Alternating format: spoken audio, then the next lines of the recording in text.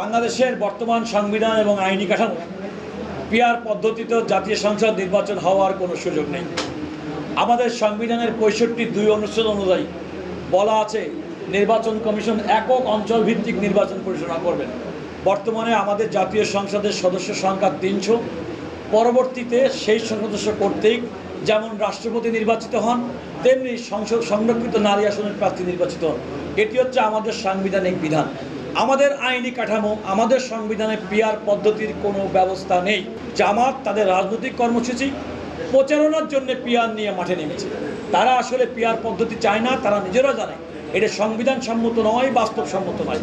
কোনো রাজনৈতিক দলের কোনো সন্ত্রাসী কার্যক্রমের কারণে সেই দলের কার্যক্রম স্থগিত করা এবং নিষিদ্ধ করার বিধান আমাদের দেশে প্রচলিত সন্ত্রাস দমন আইনে আছে। এই আইনটি বিগত শেখ হাসিনা সরকার কর্তৃক প্রণীত।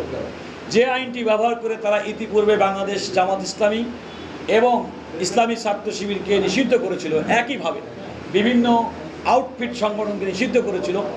এই অন্তর্বর্তীকালীন সেই আইনের বিধান প্রয়োগ করে প্রথমে ছাত্রলীগকে নিষিদ্ধ করেছে এবং আওয়ামী লীগের কার্যক্রমকে স্থগিত ঘোষণা করেছে।